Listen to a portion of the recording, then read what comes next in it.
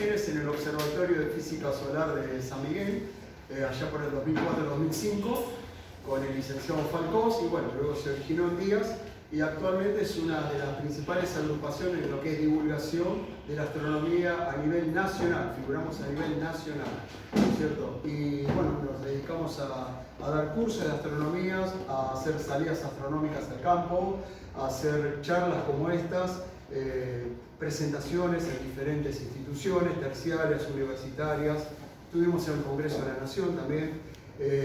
Y bueno, si Dios quiere, si el año que viene se regulariza esta situación de pandemia, seguiremos con los cursos en sus diferentes niveles en la Biblioteca de San Miguel, en los niveles astronomía para niños, para astronomía básica y astronomía moderna, en las cuales somos docentes, bueno, el profesor que no pudo venir ahora, Lucarelli y yo. Bueno, en esta oportunidad se me ocurrió presentar algo que generalmente no se ve muy bien en los profesorados y de lo cual mucho no se habla, sobre el origen de los elementos químicos y a la vez evolución estelar y la importancia de las supernovas. Un tema muy poco tratado, de hecho a mí no me lo enseñaron, ¿no es cierto? A ver, vamos a ver, porque esta computadora no me...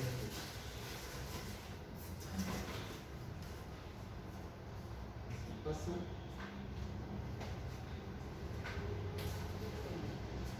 Ahí. Bueno, para eso necesitamos hacernos algunas preguntas claves y básicas, como qué es un átomo, qué es un elemento químico, dónde nacen las estrellas, cómo se forman las estrellas, cómo se originan los elementos químicos de la tabla periódica y qué es una supernova y por qué son tan importantes las supernovas, ¿no es cierto?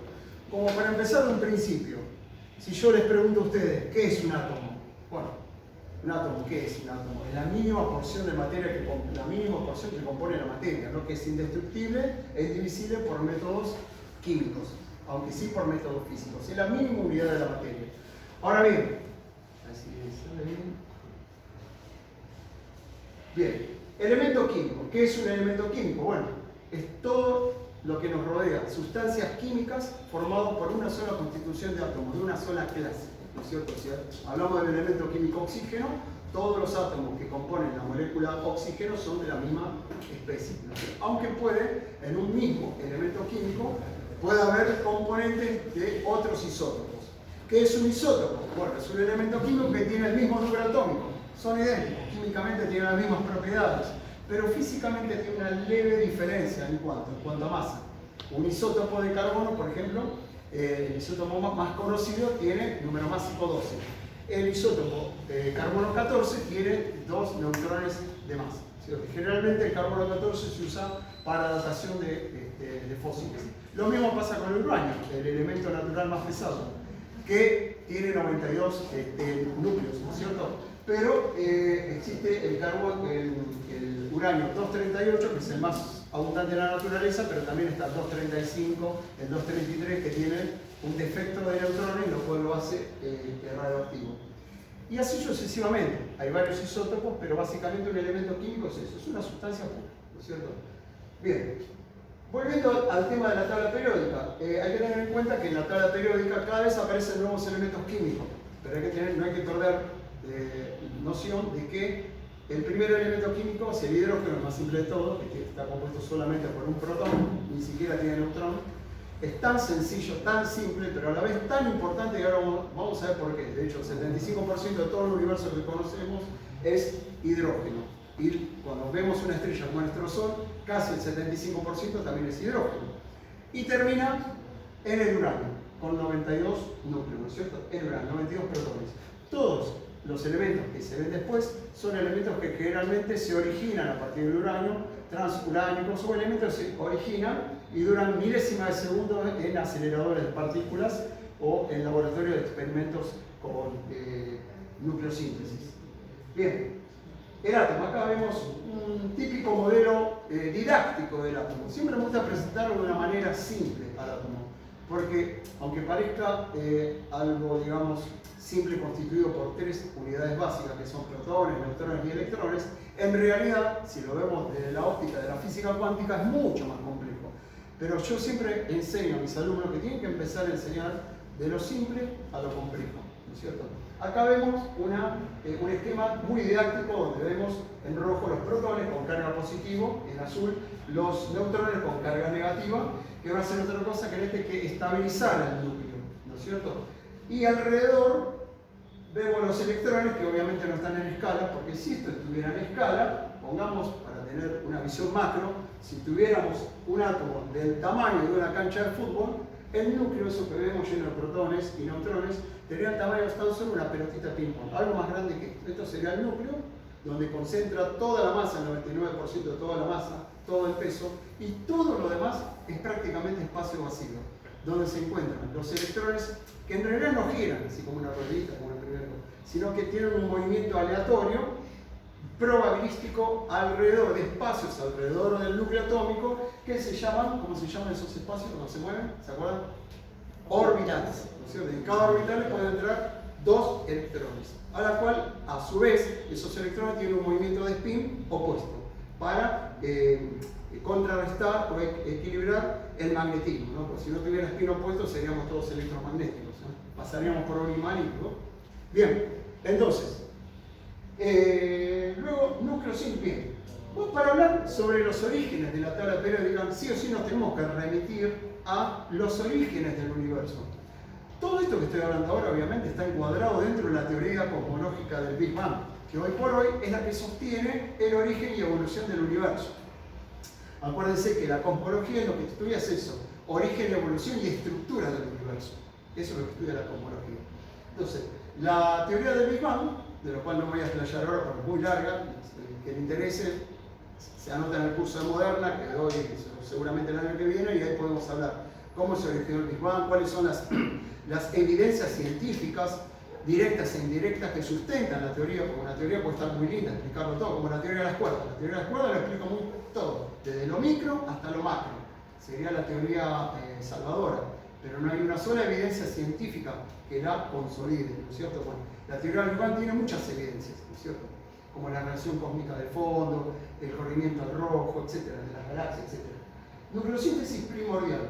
Poco después del Big Bang, del momento Big Bang, sobre más o menos los 3 minutos, cuando el universo se estaba expandiendo, el universo todavía era muy pequeño y por lo tanto tenía una densidad de energía muy alta. ¿Qué quiere decir? Era demasiado caliente, demasiada temperatura. Y no se podía distinguir, en algunos libros dicen era una sopa de quark, hablan de la sopa. ¿Por qué? Porque es una mezcla de partículas subatómicas, de quarks, de fotones. No se podía distinguir lo que era radiación de lo que es materia. Estaba todo mezclado. Pero conforme el universo se iba expandiendo, la densidad de energía iba bajando, la temperatura iba bajando, lo que permitió que se produzcan ciertas combinaciones entre los quarks. Y se formen, eso pasó luego de los 3 minutos del Big Bang. Bueno, ahí dice, en ese momento la temperatura del universo permitió la formación de núcleos. ¿Núcleos de qué? De hidrógeno, el más abundante, deuterio, tritio, helio 3, helio 4 y algunas trazas de litio y berilio. Ahora vamos a explicar. Hablamos del hidrógeno, todo el mundo lo conoce. Supongamos que esto es un protón con carga positiva. Y esto es un neutrón, obviamente sin carga. El primer paso fue la combinación de este protón con el neutrón para formar deuterio. El deuterio es un paso importantísimo. Luego tritio sería eventualmente con otro, aunque hay muy poco tritio. Pero el deuterio es un paso importantísimo. ¿Por qué? Porque permitió salvar, entre comillas, al neutrón. El neutrón es una partícula subatómica que aislada dura muy poco, se desintegra rápidamente con la típica radiación beta. Se desintegra en un protón más un electrón más un antineutrino. Dura poco, tal vez así, aproximadamente solo dura 15 minutos y después no hay más neutrón. Entonces, se pudo salvar gracias a la formación de neutrino. También se formaron tritio, 3. Luego, eventualmente, este núcleo colisionó con otro protón, y ahí se formó el elemento más ligero y estable que existe en el universo, que es el helio, ¿no es cierto? El helio. Bien, ahora, hablan de esa manera, la vida medio bonita. En esta etapa se forma aproximadamente el 75% de hidrógeno y un 25% de helio, que es lo que tenemos hoy en día. Cuando hablo de estabilidad, ¿de qué estoy hablando? Porque de ahora en adelante van a ver que yo me refiero mucho a que los elementos de cada núcleo buscan una estabilidad. ¿Qué pasa? En la naturaleza si ya seguramente vieron las leyes de la termodinámica, todo lo que vemos, todos los procesos químicos, físicos, tienden a lograr la mayor estabilidad. ¿Cuál es el estado de mayor estabilidad? El estado de menor energía, el estado menos energético. Si yo digo que este marcador, no, esto no, se va a comer. Bueno, si yo digo que esto, sin ir muy lejos, esto está acá, ¿no es cierto? Y Newton dice, ¿tiene energía esto? Bueno, mirá, energía cinética no tiene, pero en relación al suelo tiene una energía potencial, ¿no es cierto? Pero cuando cae, o una vez que cae, ¿no es cierto?, ya no tiene energía potencial ni energía cinética, por lo menos respecto a este marco de referencia. Entonces, ¿cuál es su estado más estable, de mayor estabilidad? Cuando está arriba o cuando está abajo. Y cuando está abajo, de menor energía. Lo mismo pasa con una reacción química espontánea, ¿no es cierto? Siempre va a buscar para el lado donde pierda energía, donde libera energía. Por eso reacciones espontáneas. En el universo pasa lo mismo. Todo nuestro universo, mientras nosotros estamos hablando acá, todo se va degradando, la entropía va aumentando a la vez. Todos esos procesos producen un aumento de entropía y bueno, el día de mañana se sabe, hay varias teorías sobre el futuro del universo, la cual no es cierta, pero bueno, se supone que va a ser la muerte térmica del universo, ¿no? Donde se llega a un estado de cero absoluto. Bien, pero bueno, ese no es el tema de nuestra charla. Nucleosíntesis primordial, bueno, los primeros minutos del Big Bang, primera etapa, la formación del deuterio. Ahí vemos cómo se combina un protón y un neutrón, forma un núcleo de deuterio, la de deuterio, más un fotón gamma. Ahí está, bueno, ¿qué es el fotón gamma? Esa reacción se libera de energía para tener mayor estabilidad. Bueno, si ven la reacción exotérmica, variación de entropía 2,2 megaelectronvoltios, mientras la temperatura fuera alta, la reacción se produce, claro. Lo que dije, primero el universo era demasiado pequeño, todavía se estaba expandiendo, y esta reacción era reversible, para un lado o para el otro.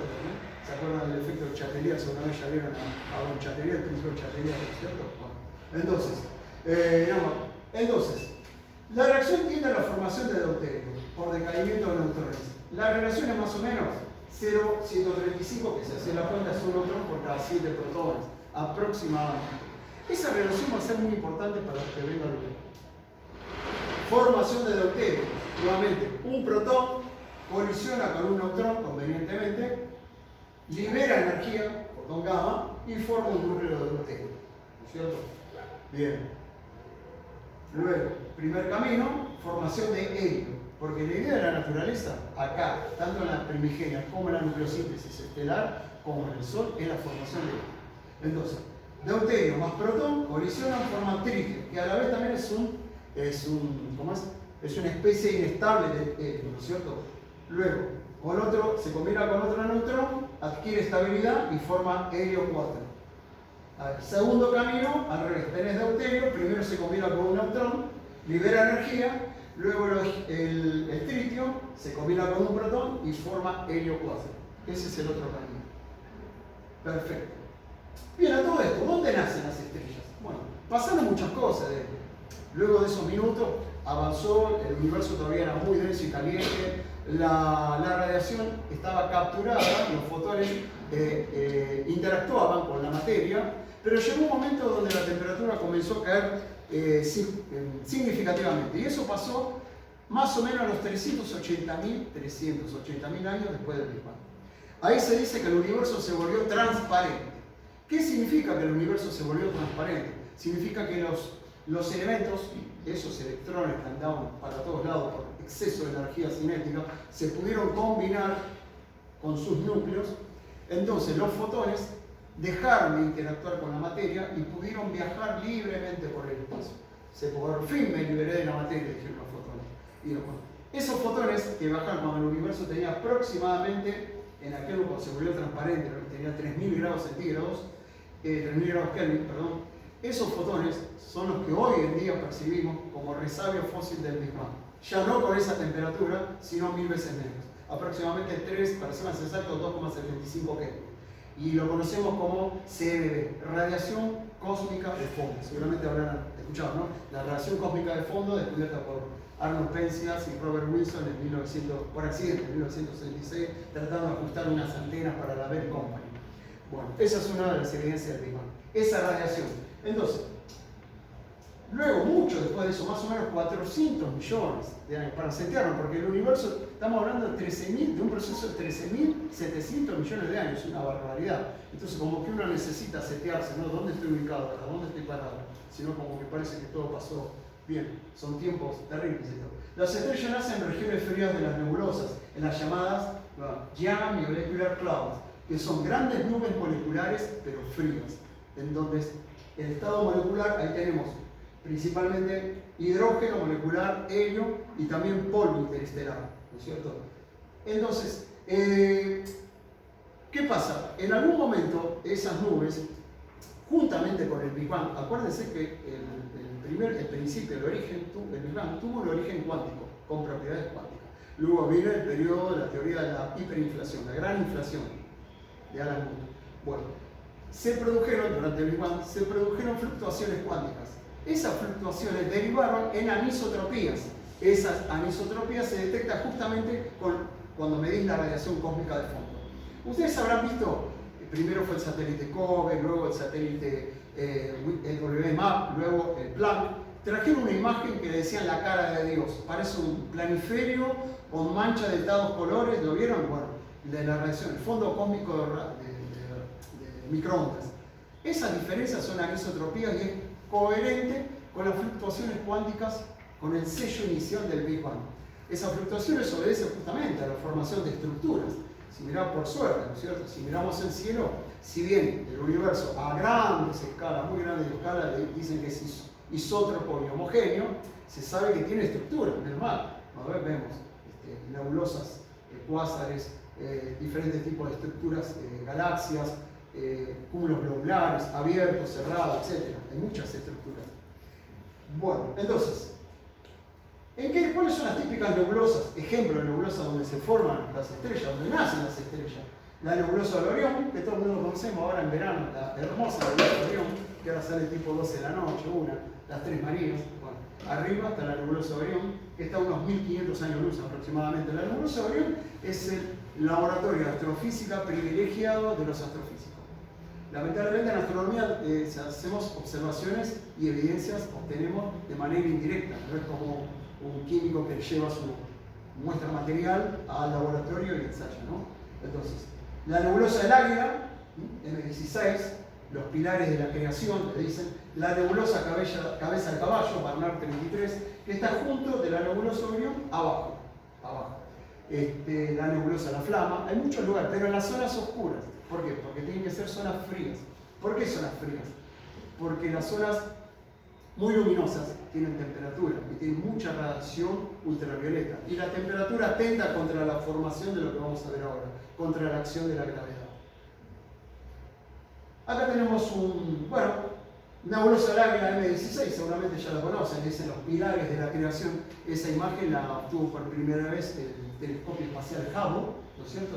Y en esas zonas donde hay pequeños puntitos, es un criadero de estrellas, un verdadero criadero de estrellas.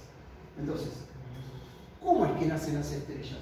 Sí, la nebulosa Orión, hermosa nebulosa Orión, Barnard 33, foto de José Fabro. ¿Estuvo José Fabro dando? No. José Fabro es un astrofotógrafo destacado de días. Bueno, acá ¿quién no lo conoce? No sé, Carl Sagan, ¿no es cierto? Somos polvo de estrellas y dicen, el nitrógeno de nuestro ADN, el calcio de nuestros dientes, el hierro de nuestra sangre, el carbón de nuestra tarta de manzana, se hicieron en el interior de estrellas en proceso de colapso, o sea, supernovas. Estamos hechos pues de sustancia estelar. El origen y la evolución de la vida están relacionados de modo más íntimo con el origen y la evolución de las estrellas. Esta frase encierra mucho, esta última frase, chicos, encierra mucho. El origen y la evolución de la vida está íntimamente relacionado del modo más íntimo con el origen y la evolución de las estrellas, principalmente nuestro Sol. Hay un estudio que habla y establece una relación entre las etapas evolutivas de la vida en nuestro planeta, cómo se ligan íntimamente a la radiación solar, a nuestra estrella próxima. ¿Dónde está grabado esto? Está grabado principalmente en el reconocimiento de los diferentes isótopos de carbono, entre otros, que dan cuenta de la radiación, no solamente de la radiación cósmica, sino de los rayos cósmicos, sino de la radiación solar. Ustedes saben que los rayos cósmicos, como ya sea del exterior o de nuestro Sol, desencadena una catarata de sucesos químicos en la alta atmósfera, ¿no es cierto? Bueno, por eso. Todo eso está grabado ¿dónde? En la corteza de los árboles, en los anillos de la corteza de los árboles. Y hay árboles muy viejos, como la secoya, no es mi especialidad, pero árboles cuando estudiando los anillos de los árboles, allí queda grabada la actividad en la atmósfera de la actividad solar. Es increíble. Así como queda grabada el cambio climático, los núcleos de hielo de la Antártida, del Ártico, esos núcleos de hielo por estratos, bueno, los árboles también queda grabado. Estamos íntimamente no solamente nuestra cultura, sino nuestra evolución como especie ligada al universo, sin lugar a dudas, ¿no? A las estrellas. La tabla periódica de los elementos. Bien, normalmente ustedes, cuando van a la escuela, a mí también me presentan la tabla periódica, me hablan cuando mucho de quién organizó, de Dmitri Mendeleev, de los triadas de Brenner, y ahí terminó la historia, ¿no es cierto? Y que el primero es el hidrógeno, y que están ordenados por orden creciente de números atómicos, ¿no? Un hidrógeno, helio, litio, berilio, carbono, nitrógeno, y que estos son ¿no es cierto? Que están los elementos inertes, porque son inertes, bueno, pero no nos dicen cómo se originaron estos elementos, de dónde provienen, ¿no es cierto? Bueno, a eso apunta esta charla, la tabla periódica, bien. La espectroscopía, muchas veces, y de hecho, muchos alumnos me dicen, profe, ¿y cómo saben todo eso? ¿Cómo saben que esa estrella tiene tal composición química, que tiene tal temperatura, gira, tiene magnetismo? ¿Cómo saben que tiene presencia en su red de carbono, de potasio, bla, bla, bla? Bueno, justamente, la gran herramienta del astrónomo, la espectroscopía astronómica. La luz nos trae información no solamente del color de la estrella, en función del color, la temperatura, de la cual habló el profesor Girola con el diagrama HR, ¿no es cierto? Bueno, se ubican las temperaturas más azuladas o las más calientes, tipo O, A, las amarillentas tipo G, diagrama HR, luego vienen las EB, las rojizas. Bueno, no solamente nos da indicación de la temperatura, sino también de la composición química si analizamos su espectro, de lo cual voy a hablar una partecita, porque el espectro es otra charla. Otra cosa más, nos da sus propiedades cinemáticas. Si está girando, a qué velocidad gira, qué velocidad por las estrellas tiene un giro diferenciado. Gira más rápido en el ecuador que en los polos, ¿sabían, cierto? Bueno, propiedades magnéticas. ¿Qué relación entre el giro y el campo magnético que rodea la estrella? Si ese espectro se corre hacia el rojo, quiere decir que esa estrella se lo está alejando. Si se corre hacia el azul, esa estrella se lo está acercando, efecto Doppler. La luz nos da muchísima información. Y bueno, gracias a la espectroscopía es que la ciencia que se especializa en estudiar, desmenuzar esa información de los fotones de la luz. ¿Quiénes fueron los que dieron el gran paso? Bueno, ya lo conocemos, Gustav Kirchhoff y Robert Bunsen, el mismo de los mecheros Bunsen. Uno físico, el otro químico. Realizaron diferentes experimentos, primero analizando metales incandescentes y vieron que cada uno tenía su color y que aunque dos metales emitían un color muy similar entre sí, puede haber, no significa que el sodio es amarillo y es el único, no, hay otro que también puede ser amarillo. Pero cuando lo haces pasar por un espectro, por una red digital, analizás el espectro, ahí salta la diferencia. El espectro es la huella digital, es el documento de identidad de un elemento químico, de lo que hablamos primero. El oxígeno tiene su espectro, el hidrógeno su espectro, el helio, y no hay otro igual. Son todos iguales, acá en la atmósfera de Júpiter, en la estrella del Sol, en lo que sea.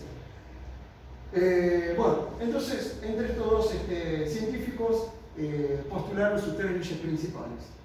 Primero, un objeto sólido, incandescente, o un gas denso y caliente, ejemplo el Sol, denso, muy caliente, sometido a muy alta presión, emite un espectro continuo de luz, es decir, todos los colores, todo el rango espectral. Lo vemos, por ejemplo, en el arco iris. Bien. Segunda situación, un gas tenue, con poca densidad, muy caliente, emite un espectro de líneas brillantes, líneas de emisión, en determinadas longitudes de onda, que cuando se proyectan, determinan de qué elemento proviene esa emisión. Esa es la huella de emisión. Luego, el espectro de una fuente continua observada a través de un gas más frío muestra líneas oscuras superpuestas de absorción. El espectro de absorción es el inverso, el de emisión. El espectro de absorción es idéntico al espectro de emisión en las posiciones de las líneas, solamente que este es luminoso con colores y el otro es oscuro. ¿Por qué? Porque a un emisor de espectro continuo como el Sol, se le antepone una muestra, por ejemplo, de un gas frío y tenue, por ejemplo, no sé, hidrógeno, ¿no es cierto? Y cuando esa luz pasa a través de ese elemento químico va a absorber solamente la longitud de onda que corresponde a los orbitales del hidrógeno. Si le pongo carbono, bueno, a lo que corresponde al carbono. Absorbe y las demás las deja pasar. Entonces yo voy a ver el continuo, como el arco iris, y unas pequeñas líneas rojas. Y de acuerdo a dónde están ubicadas esas líneas, qué longitud de onda, voy a decir, esa muestra tiene hidrógeno, carbono, oxígeno, lo que sea. Acá tengo, bueno, no hay mejor, una imagen vale más que 1000 palabras, según dicen, ¿no? Los que saben. Acá tenemos la fuente del espectro continuo, supongamos el Sol o una estrella. Primero, pasa por un prisma, se descompone, tenemos un espectro continuo. Ejemplo, el arco iris. O cuando agarramos un CD, un DVD, lo proyectamos, todas las hermosas, los 7 colores del arco iris. En otro caso, vamos primero al de absorción, al de emisión. El gas pasa por un prisma, pero faltaría agregar, si yo le pongo una rendija chiquitita, o lo que se llama una red de difracción. Una red de difracción es una cosita así, una lámina que es transparente y tiene secciones, por ejemplo, 600 ranuras por milímetros. 600 ranuras que están bastante caras. 600, entonces te descompone la luz, no sé, en sus espectros, y podemos ver líneas de emisión. Por ejemplo, ahí tenemos el hidrógeno, típico. La zona roja si está en los 656 nanómetros en la línea del Balmer, por ejemplo. Bueno. Ahora, si a la vez interponemos un gas que está frío, ¿no es cierto? Frío, con poca densidad de frío, entonces ese gas va a absorber estas mismas líneas, las va a absorber, porque es un gas frío, porque esa frecuencia que recibe va a excitar esos electrones en esa frecuencia. Recordemos que los electrones tienen una energía cuantizada, entonces va a producir una sombra. Esa sombra se va a proyectar y ahí vemos. Eso es lo mismo que eso, solamente que esto es de emisión y eso de absorción. De la misma manera, el astrónomo sabe, por ejemplo, la composición externa del Sol. Nosotros cuando vemos el Sol, vemos el Sol, fíjense, en el núcleo tiene casi 15 millones de Kelvin. En la superficie está frío, 5800 Kelvin. O sea, comparado a la radiación que viene continua del núcleo, cuando atraviesa las capas cercanas a la corona, ¿qué pasa? Salen unas líneas negras que muestran la presencia de elementos químicos pesados en la superficie del Sol. El primero en detectar eso fue Fraunhofer. ¿Se acuerdan de Fraunhofer? La línea de Fraunhofer. Que primero creyó que no lo interpretó de esta manera. Pensó que se dedicaba, donde termina un color, después empieza otro color. Después se dieron cuenta que no, que esas líneas denotan la presencia de elementos químicos pesados en el Sol. Por ejemplo, calcio, potasio, entre otros. Muy bien, acá tenemos, bueno, este es el experimento de un alumno amigo del curso de Modernas, creo que de Cajáis. ¿Cómo se llama Cajáis? Luis Cajáis, sí. Hizo un experimento acá de este lado de un CD, ¿no es cierto? Y bueno, fíjense, un espectro continuo, un espectro del Sol. Si yo eso lo haría pasar por una rendija muy finita, saldrían los espectros de absorción y de emisión. Bueno, si vamos a hablar de estrella, qué mejor que hablar de nuestro Sol, para no complicarlo tanto. Una estrella, bueno, consta de un núcleo, generalmente es el 20 o un 10% de todo el tamaño del Sol, muy compacto, sumamente caliente, hablamos de temperatura entre 12 y 15 millones de grados, donde se producen reacciones termonucleares de fusión de qué?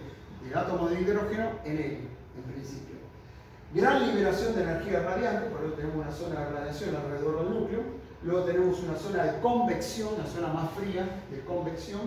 Y bueno, después las capas que conocen, la fotosfera, la cromósfera y la corona solar, que la podemos distinguir muy bien durante los eclipses, que curiosamente tiene muchísima más temperatura que la superficie del Sol. 100.000 grados puede llegar. No se sabe hay muchas especulaciones con el campo magnético. ¿Por qué? Supuestamente a medida que te alejas de la superficie tendría que estar más fría, supuestamente. Bueno, para eso lanzaron la sonda Parker, ¿no es cierto? Para estudiar, es la que más se va a aproximar al Sol y ahí van a saber, ¿no?, a qué se debe. También se sabe que la corona hay algo que contradice porque tiene pero muy baja densidad. Muy baja densidad. Entonces no sería una temperatura termodinámica. Cuidado con esta zona, esto es una típica estrella. Ahora, a veces, si la estrella es muy fría, como una enana roja, puede incluso faltar la zona de radiación, puede no tener zona de radiación, directamente zona de convección. O si es muy caliente, al revés, se puede invertir, ¿no? No significa que sí o sí sea así. Generalmente es así, ¿no es cierto? Nuestro Sol. Bueno, nuestro Sol, a ver. Condiciones para que exista una estrella. ¿Qué se tiene que dar para que pueda existir una estrella? Solo puede existir como tal si logra el equilibrio hidrostático. ¿Entre qué? Justamente tiene que haber un equilibrio entre la presión de radiación del núcleo generado por las reacciones termonucleares y la gravedad. Entre los dos van a disputar continuamente. La gravedad va a tratar de colapsar la estrella. La presión de radiación de equilibrar ese colapso. Pero siempre va a ganar la gravedad. Acuérdense que la gravedad es una de las 4 fuerzas fundamentales del universo. Me olvidé el nombre al principio. Las 4. La gravedad, la electromagnética, la fuerza nuclear fuerte, justamente lo que mantiene unidos los núcleos para que no se repelen, y la fuerza nuclear débil, que está relacionada con el decaimiento radiactivo. ¿Cierto? Entonces, acá tenemos una estrella reciente si se logra el equilibrio hidrostático entre la presión de radiación emanada de la fusión nuclear de su núcleo y la presión ejercida por la gravedad, que tiende a colapsar la estrella. Para lograr esto, la estrella quema constantemente hidrógeno para convertirlo en helio. En nuestro Sol, más o menos, una de 600.000 toneladas, 595.000 se convierten en helio y el resto se convierte en energía. Una estrella debe tener como mínimo 80 masas jupiterianas. Se tomó como referencia al planeta Júpiter. Antes se creía que Júpiter, el planeta gaseoso más grande, era una estrella. Algunos astrónomos consideran que fue una estrella fallida. Quiso ser estrella y no le dio el vuelo. Bueno, pero la cuestión es que de 0 a 13 masas jupiterianas es una gran bola de incandescente. De 13 a 80 masas jupiterianas es una enana marrón, que hay muchas enanas marrón. ¿Y qué quema? Quema deuterio. Tiene suficiente temperatura en su núcleo para quemar deuterio, pero no hidrógeno. Más de 80 masas jupiterianas tienen la suficiente presión y temperatura en su núcleo para comenzar la función termonuclear del hidrógeno y convertirlo en helio. Más de 80 masas jupiterianas. Una estrella debe tener como mínimo, bueno, después luego dice, necesaria para comenzar la función nuclear del hidrógeno. Cuando logra esto, se dice que ha entrado en la secuencia principal del diagrama. Bueno, una vez que se enciende su núcleo, como dijo el profesor Girona, comienza a transitar la secuencia principal del diagrama Cherner. ¿Vieron al final? Donde en el medio se encuentra el Sol. Bien. En el caso de nuestro Sol, la temperatura en su núcleo es de 13,6 millones de Kelvin y la presión, fíjense, 2,65 por 10 a la 16 pascales. Presión suficiente para fundir los átomos de hidrógeno. El Sol convierte cada segundo 600 millones de toneladas de hidrógeno en 596 toneladas de helio. El resto, la diferencia de masa, se convierte en energía. Conforme a la ecuación de Einstein. Justamente, Arthur Eddington se dio cuenta que gracias a esta ecuación que nos explica la conversión entre masa y energía, acá se puede interpretar y entender qué pasa en las estrellas. Ustedes saben que antiguamente se creía que la estrella es una enorme bola de fuego, etc.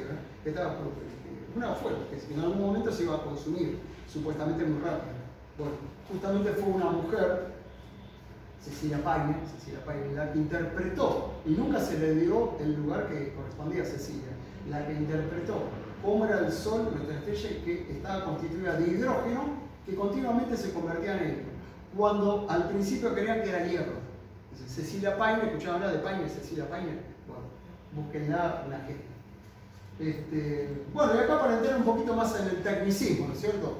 ¿Qué pasa en el núcleo de las estrellas como el Sol? Bueno, hay 3 vías por las cuales el hidrógeno se convierte en helio. La más común, la cadena protón-protón, donde 2 protones entran, colisionan entre sí. Fíjense que en el núcleo del Sol lo que nos sobra es energía, temperatura nos sobra. Colisionan entre sí, busca una estabilidad y forma una partícula de deuterio, forma de deuterio. ¿Y qué libera? Libera fotón gamma, energía, y libera ¿qué? Un positrón, porque para que un protón se convierta en un neutrón, tiene que liberar la carga positiva. ¿Y cómo la libera? Con un positrón. Claro. Entonces, del otro lado viene otro núcleo, otro protón, ¿Y qué forma? Helio 3. Ambas cadenas se juntan y helio 3 más helio 3, que ambos son isótopos inestables, colisionan y forman la especie estable helio 4. Y a la vez esos dos protones que sobran, los liberan y pasan a formar nuevamente la cadena protón, ¿se entiende? Vuelven a cerrar el núcleo. Esta es la cadena protón-protón 1, que sucede casi en el 90% en lo que respecta a protón-protón 2, protón-protón 3, que son muy pequeños, no lo vamos a tratar acá porque no viene al caso, ¿cierto? Bueno, el otro, ¿qué pasa? El otro camino, pero esto sucede ya en estrellas más masivas que el Sol, más longevas y más masivas. Más longevas, ¿por qué? Porque justamente, ¿cómo se llama? Ciclo carbono, nitrógeno, oxígeno. Se supone que la estrella ya tiene que haber elaborado su núcleo carbono, oxígeno y nitrógeno. El Sol todavía no le da. Se da mal, bueno, como dije. Entonces, ¿qué pasa? El carbono, vieron que hay núcleos de carbono, nitrógeno, carbono, oxígeno. Esos núcleos actúan como catalizadores. O sea, ¿se acuerdan que es un catalizador? Es un elemento que es partícipe necesario de una reacción, pero no forma parte de los productos finales. Pero sí o sí tiene que estar presente. En definitiva, aunque parezca complicado esto, que acá tenemos la entrada de 1, estoy contando los protones que ingresan al ciclo. 1, 2, 3, 4 protones. ¿Vieron? En cada ingreso se libera energía, fotones gamma.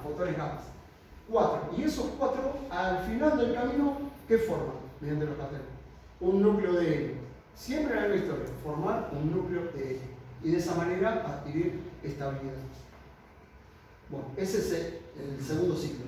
Luego viene el proceso triple alfa, que también el profesor Girard lo explicó, seguramente con el flash de helio. ¿Qué pasa? Probablemente nuestro Sol, cuando sea muy viejito, cuando se llene de helio, ¿qué van a hacer los helios? Si hay suficiente presión gravitatoria, acuérdense que la gravedad, la presión gravitatoria, la energía gravitatoria se convierte en energía cinética en el núcleo y a la vez está en energía térmica. Por eso, cuando son más grandes, tienen más gravedad, mayor energía cinética, mayor energía, mayor temperatura. Entonces, 2 núcleos de helio van a formar un núcleo de berilio. A la vez el berilio se va a combinar con otro núcleo de helio y ¿qué va a formar? Va a formar un núcleo de carbono 12. Y en cada etapa van a emitir radiación gamma para buscar estabilidad. Eventualmente se puede combinar otro núcleo de helio con carbono, entonces 12 más 4, ¿cuánto es? 16. ¿Y quién es 16? El oxígeno. Oxígeno, muy bien. Pero bueno, si es como el Sol, ahí va a terminar la historia. Por eso se dice que el núcleo del Sol va a morir como una enana blanca, que es una enana blanca, no es otra cosa que una estrella fría, fría no, enfriándose, pues muy caliente, enfriándose de carbono, oxígeno. Y ahí termina la historia, en la mayoría de las estrellas. Pero es de aquí que suceden cosas extraordinarias. Bueno, primero, vamos a hacer de consideraciones generales las estrellas. Una protoestrella, ya hablamos cuando se forma una estrella. Tiene que tener 80 masas jupiterianas. Cuando una estrella tiene una masa inicial superior, ahí viene el tema, a 8 masas solares, va a pasar algo muy bien. Su destino final es una supernova de colapso tipo 2. Como tiene más de 8 masas solares. Si tiene menos de 8 masas solares, muy probablemente termine como una enana blanca. El tiempo de vida de una estrella es inversamente proporcional a su tamaño y a su masa. Cuanto más grande sea una estrella, menor va a ser su tiempo de vida, pero de una manera inversamente proporcional. No significa, por ejemplo, nuestro Sol se cree que ahora está en la mitad de su vida, durará unos 10.000 millones de años. Si agarra una estrella el doble de grande que el Sol, doble de masa, no significa, bueno, el doble dura menos, dura 5.000. Si este dura 10.000, dura 5.000. Dura mucho menos, 2.000, ¿tá? Mucho menos. Y va a ser mucho más caliente. ¿Por qué? Porque justamente como tiene tanta presión gravitatoria, su núcleo se ve obligado a que la tasa de fusión nuclear se acelere, para lograr equilibrio, porque si no la gravedad lo colapsa. El tiempo de vida de una estrella, bueno, ya lo dije, es inversamente proporcional a su masa. Y acá, al final de su vida, si el núcleo de la estrella tiene una masa inferior al límite de Chandra, ¿qué es el límite de Chandrasekhar? En honor a Subrahmanyan Chandrasekhar, que fue un físico, no sé si lo vieron en hindú, no sé, que calculó este límite. Cuando yo vi el desarrollo de lo que hizo, como se le ocurrió una cosa de la cosa. Bueno, calculó que el límite es 1,44 masas solares. ¿De qué estamos hablando acá? De lo que queda del núcleo remanente de esa estrella. Eso marca un límite. ¿Qué límite marca? Si el núcleo es menor a esas masas solares, ese núcleo va a camino a convertirse en una enana blanca. O sea, se va a enfriar, ya no va a ser más termofusión en su núcleo, se va a encoger y solamente van a actuar, no se va a colapsar por la fuerza de lo que llaman los electrones degenerados. ¿Qué son electrones degenerados? Justamente, electrones que fuerzan por hacer una barrera, ¿no es cierto? Porque quieren a toda costa respetar ¿cómo se llama eso? Cuando cada cosa tiene que estar en su lugar, ¿cómo se llama? ¿Se acuerda? Principio de exclusión de Pauli. Muy bien, principio de exclusión de Pauli. En este caso, la gravedad va a hacer que se viole ese principio de exclusión de Pauli. Y los electrones van a hacer fuerza, ¿no es cierto? Bueno, terminará como una estrella enana blanca. Si supera dicho límite, se convierte en una estrella de neutrones. Ya la gravedad es tan fuerte que decimos, ¿sabes qué? Presiono con todo. ¿Y qué va a pasar con esos electrones? Se van a vencer y se van a combinar con los protones.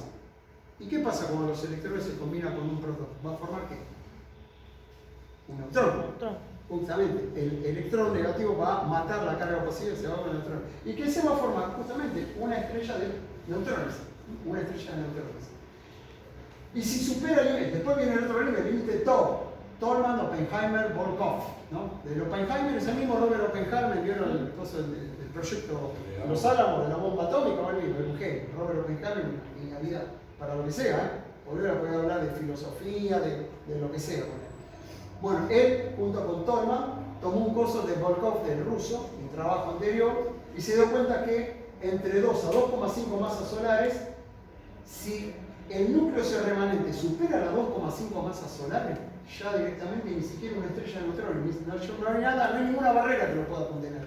Colapsa y se convierte en un agujero negro. Ahí tenemos el famoso agujero negro. Cabe destacar que este límite anteriormente había fijado en 3 más o menos. Ahora se fijó en 2,5 gracias a los últimos estudios que hizo el detector de las ondas ¿cómo se llama? Las ondas gravitacionales. El laboratorio LIGO vino cuando colisionaron 2 agujeros negros y después 2 estrellas de neutrones, pudieron ajustar este límite, gracias al aire, el laboratorio del aire. Pero bueno, dejó afuera la supernova. No, sigo con eso. Sigo con eso. Evolución de una estrella, acá está, como para simplificar. Bueno, protoestrella, 80 masas jupiterianas, nace la estrella. Si eso puede quedar como una enana marrón, ¿no es cierto? Si tiene menos de 80 masas jupiterianas, enana marrón, quema deuterio en su núcleo, ahí queda. O como una enana roja, si es una estrella pequeña, o como nuestro Sol. Si es como nuestro Sol, sigue su evolución y termina como gigante roja. Se expande en las capas superiores, gigante roja, luego termina como una enana blanca, ¿no es cierto? Y luego se apaga como una enana negra. Ahora, si la masa de esa estrella superó en sus orígenes 8 masas solares, evoluciona y directamente explota como una supernova, dejando como remanente en su núcleo una estrella de neutrones, que eventualmente se puede convertir en un pulsar, una estrella pulsante. Y, bueno, las capas, todo lo que queda remanente, una nebulosa, una enorme nebulosa. No nebulosa planetaria, eso es otra cosa. Bueno, ahí tenemos la estrella de neutrones. Si esa estrella es demasiado grande y el núcleo que queda supera el límite top, directamente no va a haber estrella de neutrones, sino se va a colapsar del todo y va a formar un agujero negro. ¿Se entiende? Ahí está. Luego es todo esto nace, acá termina. Nebulosa, lo que habla de grandes nubes moleculares, ¿no es cierto? Nubes de polvo, glóbulos de Bob, nacimiento del laboratorio y bueno, se inicia nuevamente el ciclo. ¿Está? Ahora bien, supernova tipo 2 o de colapso gravitacional. La que más se conoce son las supernovas tipo 2. ¿Por qué? Porque son individuos, estrellas masivas, que tienen una vida muy violenta, muy breve y explotan como supernova. Es la típica estrella, una masa de 8 y 20 veces la masa del Sol, que ha llegado al final de su vida puesto que se le ha agotado su combustible nuclear, hidrógeno, pasó a helio, carbono, oxígeno, silicio, hasta el hierro. En el hierro termina la historia de su núcleo. ¿Por qué? Porque ya no puede sostener más termofusión nuclear. La fusión de hierro requiere energía más elevada. Es mayor la energía que requiere la fusión del hierro, que tiene la mayor energía por nucleón, ¿no es cierto? Que la que puede liberar. Y la naturaleza, dijimos siempre que la naturaleza busca la ley del menor esfuerzo. Sí, la ley donde hay menor energía, bueno, voy acá, siempre, para todo, la ley del menor esfuerzo. Exacto. Al llegar a esta etapa, la estrella se apaga y la fuerza de gravedad comprime el núcleo de la misma, elevando a miles de millones de grados la temperatura, lo cual a la vez dispara otro proceso, la desintegración alfa del hierro. Bien, produce explosión del núcleo y la posterior explosión de las capas superiores, que es en realidad produce primero una implosión, una enorme implosión. Fíjense que ese núcleo, estamos hablando de una estrella, chicos, para que tengan una idea, porque hay que hacer comparación, analogía para tener noción de qué estamos hablando. A ver, una típica candidata a supernova sería, por ejemplo, la que vemos ahora, Betelgeuse, acá en el Orión. Betelgeuse, si lo pondríamos en el lugar del Sol, tendríamos la órbita, miren, Mercurio, Venus, Tierra, llegaría hasta Marte. Fíjense todo lo que es esa estrella. Al final de su vida, el núcleo se encoge a un tamaño de la ciudad de San Miguel. Dice 10 kilómetros. Kilómetros hablando, 20 kilómetros. No, miren lo que se encoge, bueno. Entonces se produce una implosión, todas las capas, ¿no es cierto? Esto se apaga porque ya, switch off, se apaga, no hay más función termal, no hay nada, no hay radiación, nada. Entonces, hacen así todas las capas y el chicotazo hace que explote para ver. Combinado con una gran liberación de neutrinos. Una enorme liberación de neutrinos, que es lo que acompaña el chicotazo. Esto de los neutrinos se confirmó en la primera supernova de la era actual, la más estudiada de todas, que fue la supernova 1987A. No sé, se la descubrió allá en Chile, en las campanas.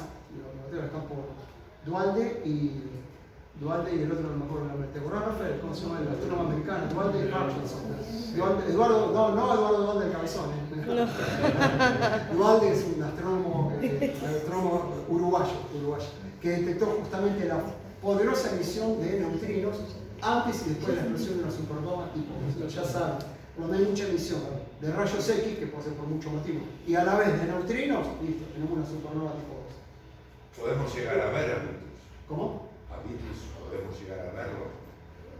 Se calcula que falta todavía, nuestra era no, lamentablemente. Nuestras próximas generaciones sí. No, ¿viste? Ya se calcula. Es más, se especulaba el año pasado cuando se empezó a oscurecer, ¿viste? Se empezó a oscurecer, sí, que se estaba. Hubo muchas especulaciones, sí, que era un remanente de una nube de gas y polvo que rodeaba, que ahora después se despejó. ¿Vieron que Betelgeuse se había apagado un poquito? Bueno, ahora volvió a tomar su brillo. Se esperaba que no, hubiese sido hasta de día, se veía hasta de día. Se veía de día. Olvídate, se veía hasta de día. No creo. Pero bueno, nunca se sabe. Así que bueno, estalla y cuando explota, libera energía. Se dice que es el evento energético en física más grande que el que se puede hablar. Se llama fuego, de varios fuegos, que es 51 Hz, 10 a la 51 Hz. Y se lo pasamos a Joule y sacamos 7 lugares, sería cuánto? 10 a la 45, ¿no? A la 44 joules. Bueno, 10 a la 44 joules o 10 a la 51, como mínimo, de ahí para arriba. Energía de todo tipo, energía radiante, energía neutrinos a patadas, partículas subatómicas, el viento estelar, es una energía descomunal. Y ahí despide la supernova todos los elementos químicos que fue elaborando durante su ciclo de vida. Más, dijimos que hasta el hierro nada más.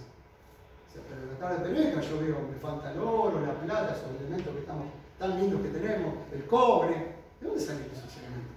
Justamente los elementos más pesados que el hierro se producen luego, instantes después de la gran explosión, en el proceso rapid y slow. El rapid, como le dicen, durante los primeros 15 minutos de explosión, porque lo que sobra es energía. Hay tanta energía y por la desintegración de los núcleos hay tantos neutrones que los neutrones a veces se combinan con los elementos formados previamente, se combinan y no tienen ningún problema. ¿Por qué? Porque el neutrón es neutro, o sea, no tiene resistencia coulombiana, entra y se queda.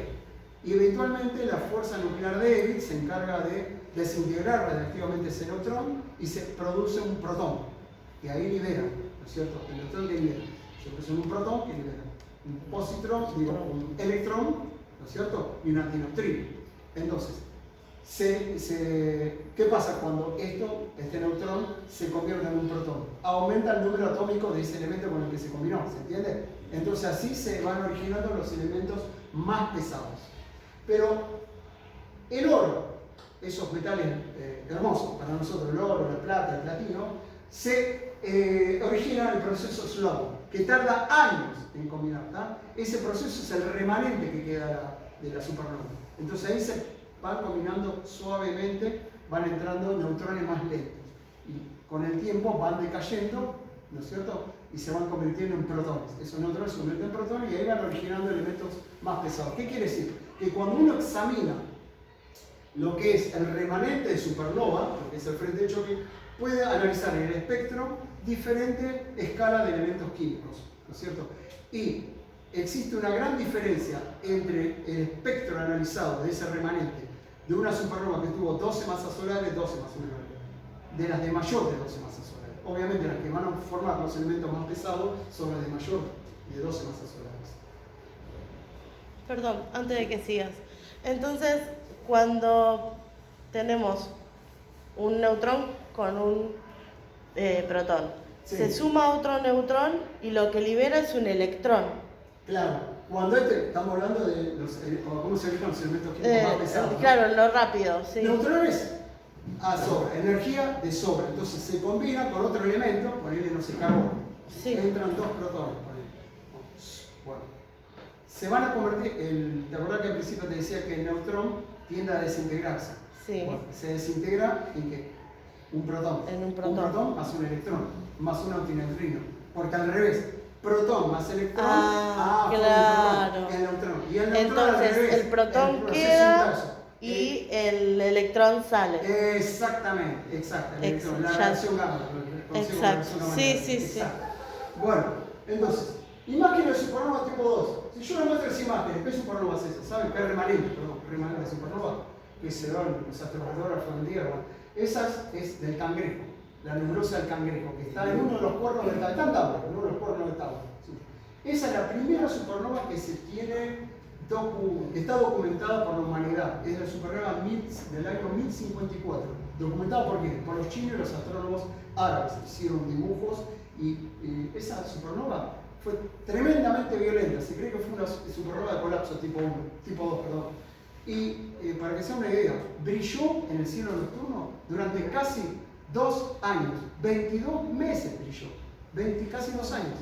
Y de día se lo podía ver, casi por un mes se lo veía de día. Se cree que de noche su magnitud era entre 4,5 negativo y 7 negativo. O sea, como si fuese Venus en su máximo esplendor, pero más brilloso todavía. Fíjense, o sea que ellos lo llamaron un segundo sol. Primero parecía un sol, después una segunda estrella. Después se fue, bueno, apagando. Bueno, es muy importante para el cambio, no solo porque la primera documentada, sino que también es una tipo de supernova Pleirio. Ahora voy a explicar Pleirio. Fue la primera en que se pudo detectar el efecto ciclotrón. No sé si ven ustedes el efecto ciclotrón. El efecto ciclotrón es, a ver cómo puedo decir, todo campo magnético, toda línea de campo magnético. Si vos tenés una partícula cargada, por ejemplo un electrón, y lo acelerás en un campo magnético, genera radiación. Esa radiación es la radiación ciclotrón, que fue primero descubierta y puesta en marcha experimentalmente por la General Electric en el año 45 en Estados Unidos. Bueno, se conocía el efecto acá en la Tierra, bueno, claro, pero la primera vez que se detectó fuera de nuestro sistema solar fue con esto, se confirmó con esto.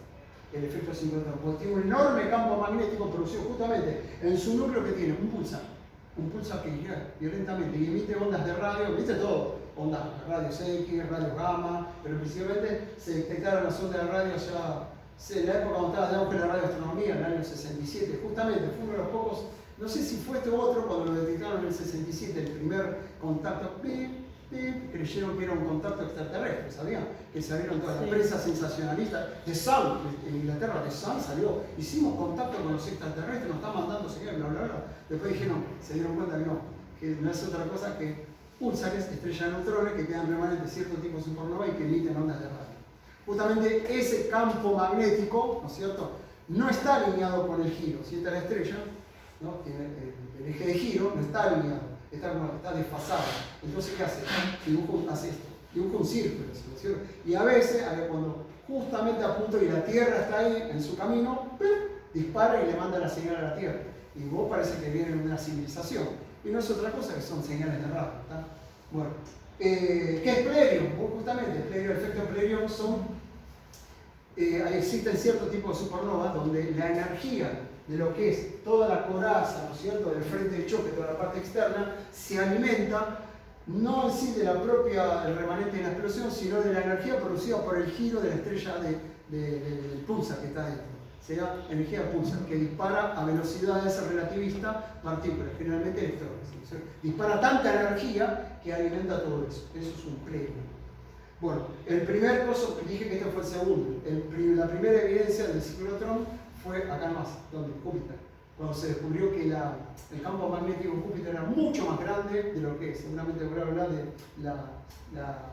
Van Allen, los cinturones Van Allen, no sé si los cinturones que concentran la radiación de nuestra magnetosfera. Los cinturones Van Allen de Júpiter forman un toroide, es una bestialidad. Es una bestialidad, tal vez así que si vos pones AM podés sentir la radiación de Júpiter. Júpiter es tremendo el campo magnético que tiene y el efecto ciclotrón que genera alrededor. Bueno, Betelgeuse, acá está. Típica candidata. Betelgeuse y la otra, ¿cuál es? El contrario del cazador, ¿cuál es? Escorpión. ¿Vieron el escorpión? ¿Vieron que tiene una estrella roja? Antares. Antares, que todavía no se ponen de acuerdo los astrónomos. ¿Quién es más grande, Antares o Betelgeuse? Bueno, están ahí, pero son más o menos igual.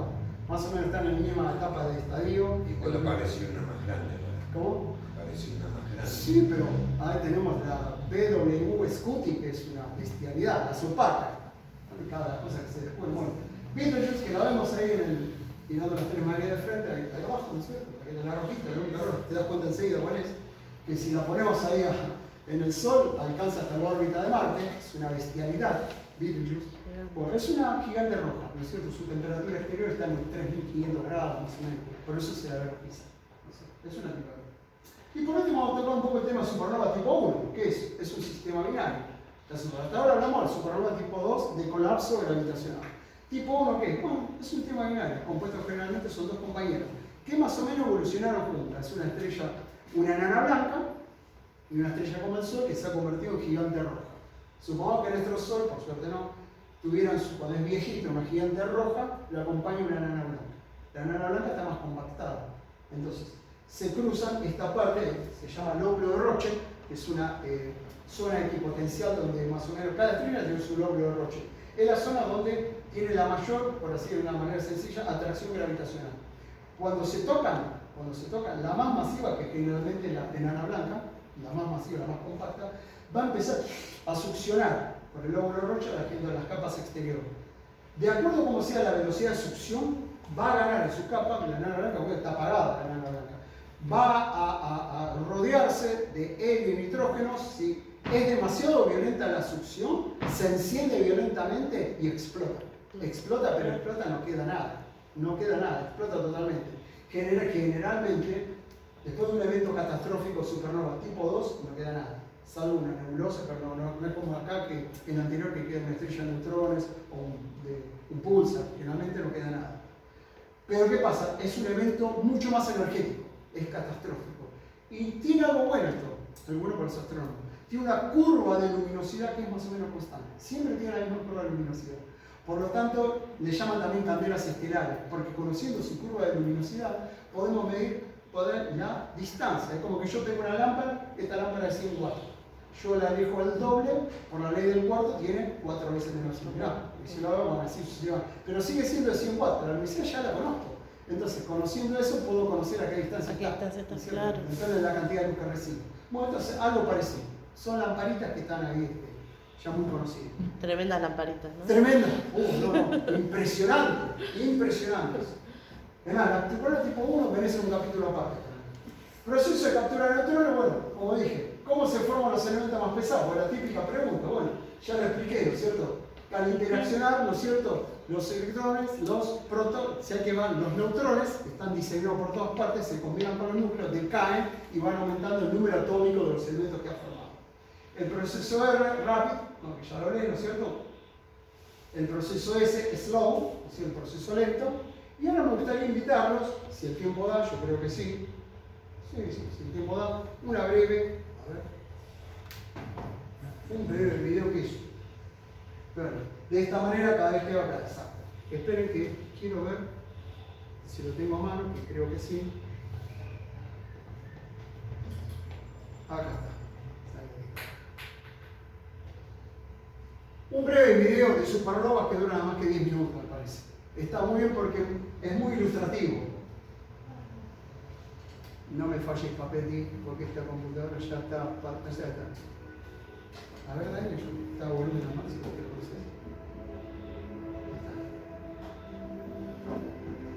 En los últimos vídeos de la serie La vida privada de las estrellas, hemos hablado acerca de los diversos caminos hacia el fin de una estrella. Como recordarás, las estrellas de tamaño moderado acaban convirtiéndose sin más aspavientos en enanas blancas, mientras que otras más grandes sufren convulsiones violentas que acaban llevándolas al mismo destino tras pasar por una etapa como gigantes rojas. Pero, ¿qué les sucede a estrellas tan grandes que no pueden formar una enana blanca? Recordarás de aquel vídeo que esto solo era posible si la masa era menor que el límite de Chandrasekhar, más 1,4 veces la masa del Sol, de modo que la presión de los electrones degenerados pudiera sostener la masa de la estrella contra la presión gravitatoria. Sin embargo, hay veces en las que este límite se supera y las consecuencias son catastróficas, pero a la vez fascinantes. De esas consecuencias vamos a hablar precisamente en este vídeo, dedicado a las supernovas de tipo 2. Como recordarás, pues hemos repetido este concepto hasta la saciedad durante la serie, cuando una estrella acaba de consumir su hidrógeno en el núcleo, de modo que tiene un núcleo de helio rodeado de una corteza de hidrógeno, se contrae y se calienta. Si es suficientemente grande, se calienta lo bastante como para encender la fusión del helio, lo cual alarga su vida durante cierto tiempo. Después, se contrae de nuevo y se calienta. Y si es suficientemente grande, se calentará tanto que activará la fusión del carbono. Una vez más, la estrella aplaza su final quemando un elemento más pesado. El problema es que esto no puede durar. Fijémonos, por ejemplo, es una estrella con una masa muy grande, de unos 25 soles. Al ser tan grande, la fusión del hidrógeno se produce a una velocidad enorme, pues es una estrella muy caliente, de unos 70 millones de grados centígrados. En unos 10 millones de años, el hidrógeno del núcleo se ha consumido. A continuación, la estrella consume helio y está aún más caliente, unos 200 millones de grados.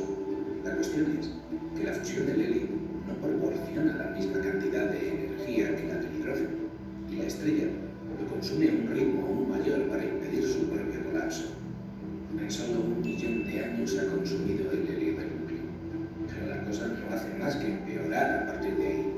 Esta estrella es tan grande que no tiene absolutamente ningún problema para seguir fusionando lo que se le ponga por delante. Al contrario que nuestro Sol, esta enorme estrella puede comprimirse y por lo tanto calentarse muchísimo, tanto que puede encender la fusión del carbono sin problemas cuando alcanza los 800 millones de grados. Pero la fusión del carbono es aún menos eficaz que la del helio. La estrella consume el carbono del núcleo en tan solo 1000 años.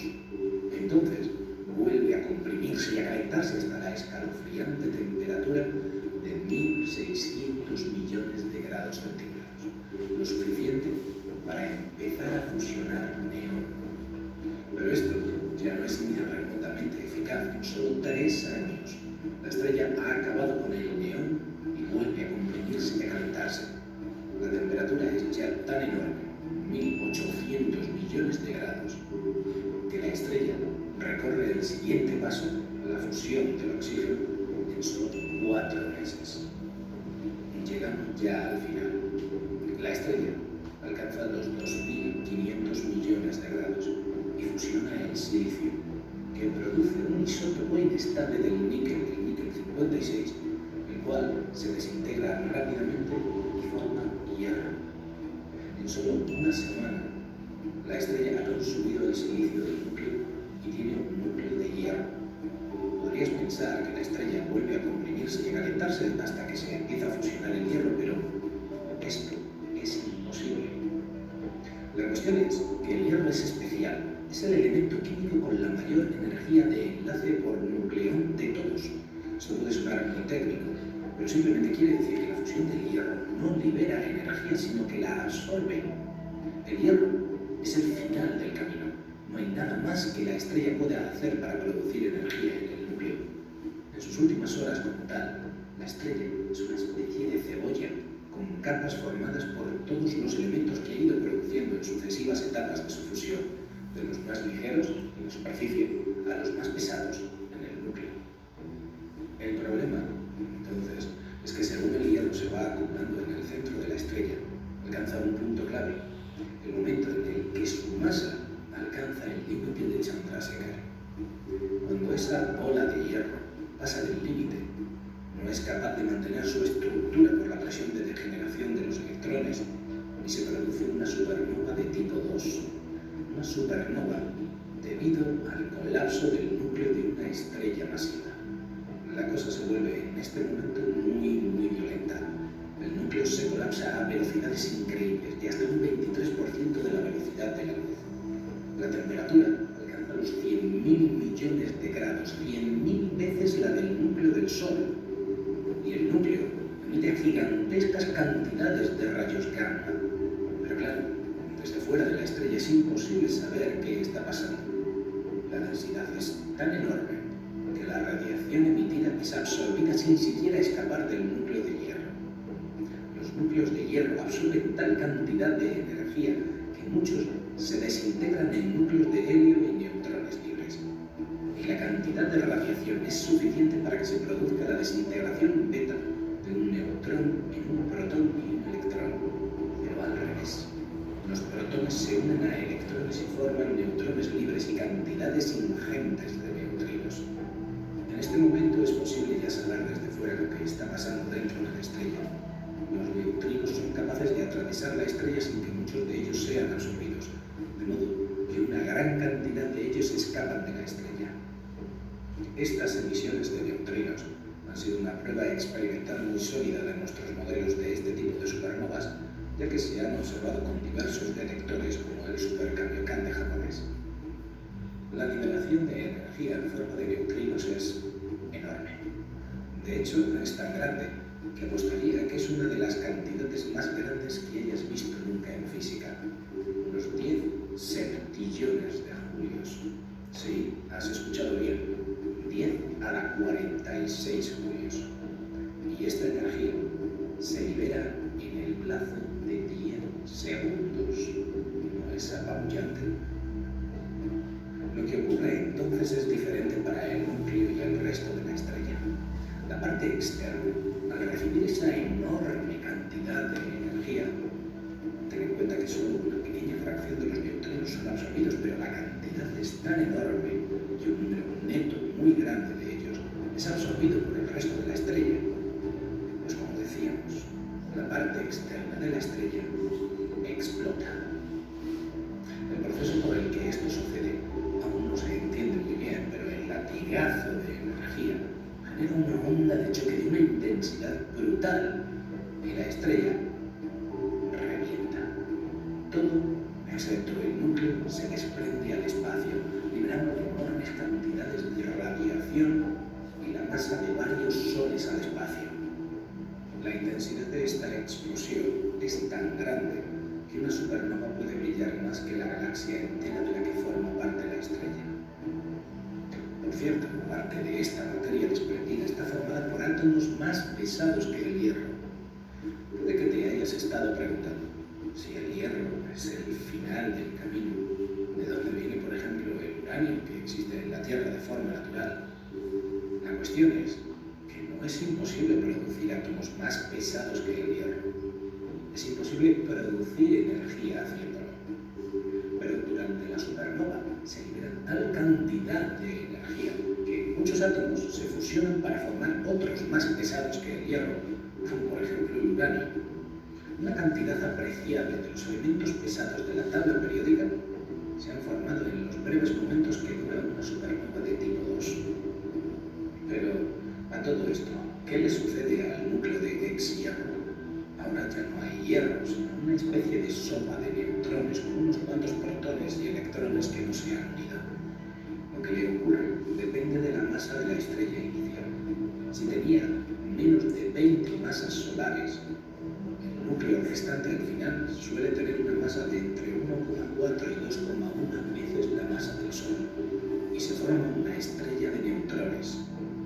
Si la estrella original tenía entre unas 20 y unas 40 a a 50 veces la masa del Sol, el núcleo restante es tan grande que no es posible ni siquiera que se forme una estrella de neutrones y se convierte en un agujero negro.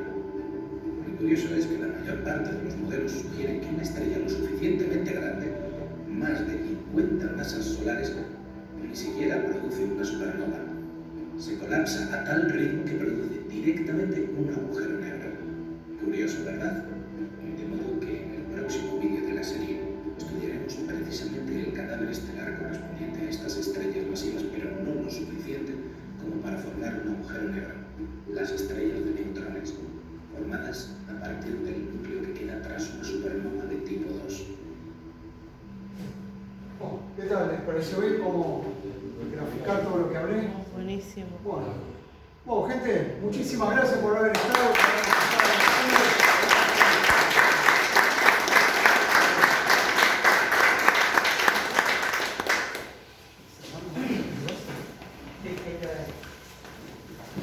Tenemos un presente también. Ah, buenísimo, gracias. Un regalito, pero muchas gracias. ¿Cuánto?